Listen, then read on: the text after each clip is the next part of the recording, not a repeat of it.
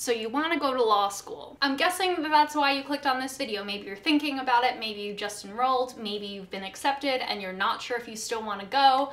I'm here to tell you everything that I learned during law school, before going to law school, and now that I've finished law school, so that way you can have a better idea of what you're getting yourself into. So before we get into the general topics about law school, I do want to talk to you guys just a little bit and give you some information about me and how I ended up at law school. So before law school, I went to college, and during my senior year, I started applying to law schools. I took the LSAT, and I knew that I wanted to go right through to law school. Now, the only reason why I did that is because I knew from a pretty young age that law was the career that I ultimately wanted to pursue. I tested it out during high school, and then when I was in college, I kind of kept my eye focused on that. And even though I thought about going into other careers, I knew that I always really wanted to be a lawyer at the end of the day, or at least go to law school. So during my senior year, I applied, I got into a ton of schools, and I ended up picking one in New York that I could commute to because I didn't want to have to focus on paying rent and things like that. And I also really wanted to be home after 4 years away at an undergraduate school. I didn't take any time off, which is definitely not the norm today, but it was definitely the best decision for me because it meant that I could go right into pursuing my real career. I didn't want to take time off to kind of get sidetracked and then have to go to law school much later in life. I felt like I was ready and I had the study practices in place to really go into law school with my complete attention and devotion, and that's what I did. I'm not going to tell you guys which school I went to just for privacy reasons, but I did go to a school in New York. I chose my school based on its ranking, the courses, the teachers that I knew that it had, and the different practice areas that I knew I could pursue when I was going there. So if you're still thinking about going to law school, one of the first things that you might be thinking about is admissions and applying to law school and picking a law school. And all of those things are pretty easy to figure out, I think, in my opinion. There's a real systematic approach that I encourage everyone thinking about going to law school and applying to law school to take, which is to first think about what area of law you want to practice and to think about where you ultimately want to live and practice. In my opinion, it's not great to go to just any law school. You shouldn't pick any state to go to law school in. It's not really like going to college where you can go to college in a completely different state, hundreds of miles away, and then come back and have a career in your home city, your hometown. With law school, where you go to school will really be a good indicator of the job market that you're going to have the most opportunity in. And also, when you're learning the law, it's really important to learn your state law that you're going to practice in. And that might not seem like a big deal to you if you're just thinking about it, but ultimately in practice and when you're studying for the bar, it's going to matter. Once you've kind of figured out what schools are within the geographic location that you want to be in and which schools offer the programs that you want to take, I definitely recommend looking really realistically at your LSAT and your GPA, because those are the two things that law schools always take into consideration when they're deciding whether or not to accept a student. They're also really good indicators of whether or not you're going to get any kind of scholarship or financial aid. All that information is publicly listed by law schools, so I definitely recommend you check that out and just kind of figure out which law schools you should actually apply to, because again, it's not like college where you should apply to all of these reaches and safety schools and then the schools that you're actually in consideration for. With law school, it's really easy to figure out if you're within their 25th and 75th percentile. You have a pretty good shot of getting in with both your GPA and your LSAT. If you only have one, you have less of a chance. If you have none, you're probably not going to get in. Once you get into the schools, you always, of course, have to decide this on your own, and I really can't help you there. It comes down to a lot of factors. Law school is super expensive, so you definitely want to consider what your financial obligations are going to be after graduation. It really depends on the reputation of the school, because it's going to be easier to find certain jobs coming out of certain schools. And of course, there are other factors, like whether or not you knew people who went to this one law school, or you've always dreamed of going to this other one. And those factors are where you can kind of make the decision on your own and where you should make the decision. But I know that when I went, I really considered things like how many clinics the school had, what their graduation rate was, what their bar passage rate was, and what their hiring percentage was, because ultimately after you go to law school, you probably want a job. Okay, so now that you're in law school, you probably are worried about 1L year, because 1L year has this reputation of being a monster, of really being the test of whether or not you're going to survive law school. And in many ways it is. Your first year is very intense, and it is the foundational work that you need to put in. Your first year, you learn all of the foundational courses. So that's contracts, torts, civil procedure. Really, if you've watched any movie or TV show that's about lawyering or lawyers, that's what you're learning your first year. All of that law that, you know, has to do with slip and fall accidents, that has to do with constitutional questions, that has to do with contract agreements between party A and B. And it's really fun to read this stuff, but it's also really difficult to shift your mindset into it. And I think that's really the hardest part about adjusting to your 1L year curriculum. It's a lot of studying. I would be in the library from 8 o'clock in the morning to 5 o'clock at night. I'd go home and I'd do another 2 to 3 hours of work. And this was really 6 to 7 days a week. Depending on your teachers and how the curriculum is broken down, it could be a little less, but it could also be a lot more, and it just kind of depends on your own studying habits. The books are huge. They are the biggest textbooks that I worked with because I was an English and communications major in college. So think like biology student textbooks, and then imagine reading the whole thing from beginning to end and having everything written in legal jargon. It's very complex issues, and it takes a lot of time and focus, and at least your first semester is really just learning how to take the information that you're getting in the book, take all of the fact patterns, and computing it into something that makes sense to you and that you can actually talk about in class and, of course, apply to finals. We should take a second to also talk about cold calls. Cold calls to me were not the worst part of law school. I think everyone goes into law school, especially people who hate answering questions in class and really fear what cold calling is like. For me, it wasn't that bad because I generally share answers in class anyway. I have a very high threshold of embarrassment for getting a question wrong. I see no shame in answering a question and getting it wrong, because part of how you learn is through failure and, you know, adjusting from wrong answers and getting them right in the future. But some people really hated them, and I just want to talk about that for another quick second, because every teacher is very different. You're going to go to some teachers and they'll cold call for the entire semester, and you'll have no clue who they're going to call on, and by the end of the semester it seems like they've only called on the same 5 people the whole class.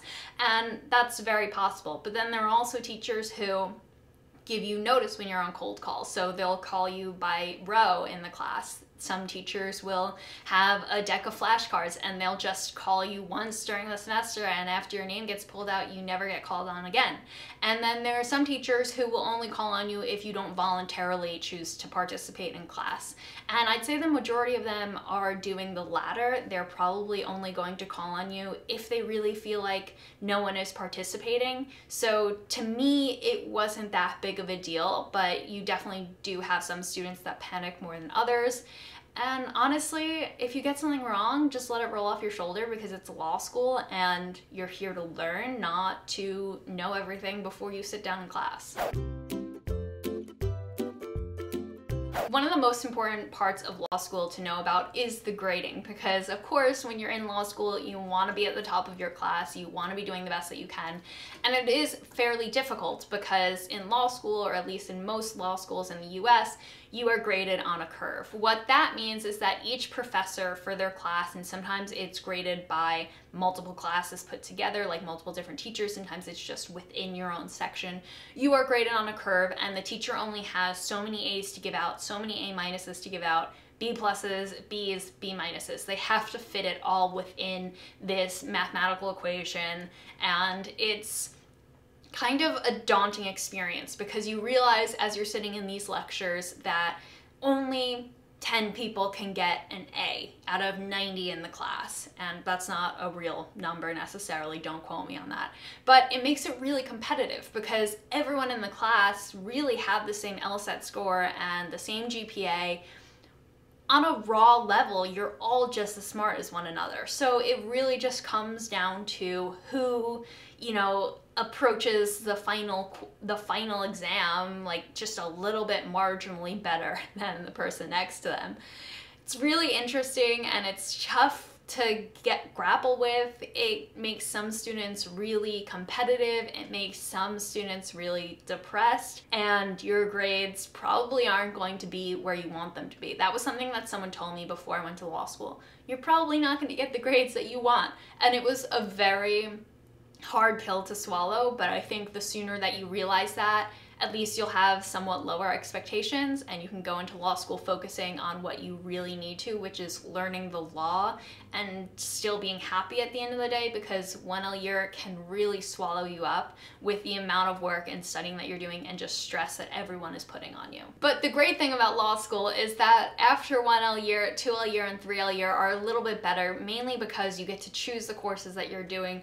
The courses are going to be easier just because you're approaching them with all of that foundational learning that you've already done. You also don't have quite as many credits that you're taking, which really makes a difference with how many hours you're going to be studying. There's also certain classes that you'll find that the coursework overlaps, and the most important part to me was really that you got to practice or study areas of law that you were more interested in, because first year you have to take all these courses that are assigned to you, and then your second and third year you get to choose your classes a lot more like college, so you get to take much more interesting coursework. There are still normally a couple of classes that each school will require you to take. The way that I handled that was to take all of my required courses within the first 2 semesters or my second year, so that way by the third year I could take whatever I wanted. That really worked for me and I loved it, and that's what I'd recommend at least. When you're in law school, your first year, you are highly encouraged not to have a job unless if you're in night school. I don't think that it really makes sense to have a job during your first year because, like I said, it's a 6 to 7 day a week commitment, and by that 7th day, if you don't have work to do, you are burnt out. The first time that you really have an opportunity to work in the legal fields is your 1L summer, the summer after you've finished your 2nd semester of law school. It is when you should try to get an internship, maybe with a judge or in an area of law that's maybe in-house or with government, something that gives you a good taste of what you want to do. You're probably not going to work at a law firm quite yet. And then during your 2nd and 3rd year of law school, I personally did hold a legal job part-time. It was just something that I really wanted to do, was to get real work experience while I was still in school. But if you don't want to do that, you could also do things like take clinics or do some sort of work study through the school where maybe you're working with a professor or working within one of the school's departments to get a little more legal experience. That is in addition to your classwork. Most of my friends did not work during law school. Most people choose not to have internships during the semester, and it's really a personal decision whether or not you can handle working and going to school at the same time. It's just something that I've always done, so I really wanted to keep it up, and I really enjoyed the experiences that I had while I was working part-time. So when you decide to go to law school, there is a lot of good and bad advice that I hear people talk about all the time. So I want to talk about some of those things right off the bat. The first piece of advice that I always got was don't go to law school. And I think this is a double-edged sword because I think a lot of people go to law school for the wrong reason. They go to law school because, you know, they need a new career, or they want to be taken seriously, or they have this expectation of what law school is going to do for them. And to be honest, it could work out in your favor, but it could also not be what you want. I never recommend law school to someone who's like, you know, I was just kind of thinking that maybe law school would be right for me.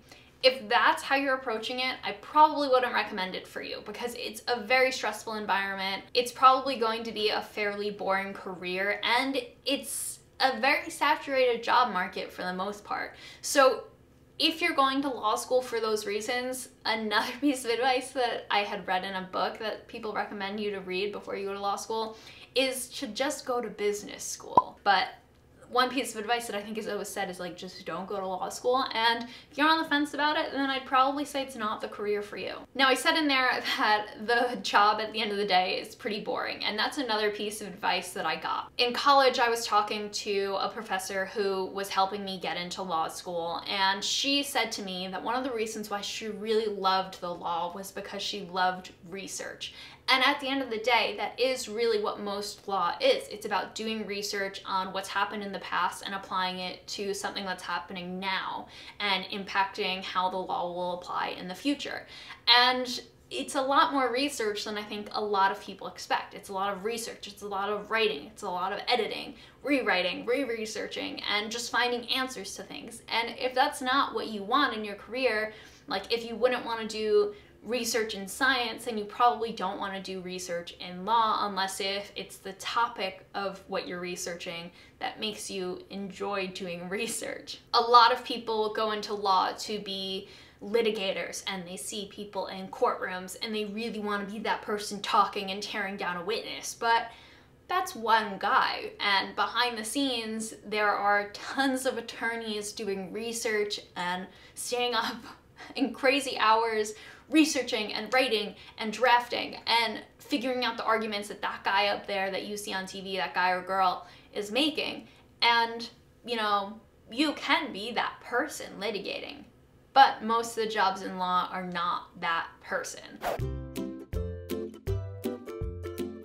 So now the million-dollar question, is law school worth it? For me, I'm really glad that I went to law school. Not only was it a dream of mine, and I of course have come out it still wanting to pursue law as a lawyer, but I've also learned so much that in 10, 20 years, if I'm not a practicing lawyer, there are so many valuable skills and lessons that you learn during law school and the coursework that you study that I think it makes you a more armed person in the world that we live in. It'll make you a better business person, a better conversationalist, and generally just more capable than you were if you hadn't gone to law school. Those aren't reasons to go to law school just to be a better conversationalist, but they are really valuable skills that you've acquired while learning your coursework. I hope that this video was enjoyable, and hopefully you've learned something from it if you're thinking about going to law school right now, or just reflecting on your experiences in law school. If you guys have any other questions, make sure to leave them in the comment section down below and to subscribe to my channel. If you have any other videos that you want about law school or my experience in law school, then also leave those down in the comments down below, and I will try to film that video for you guys soon. Have a great day. Bye. And if you guys want to watch any of my other videos, you can go ahead and click on them here.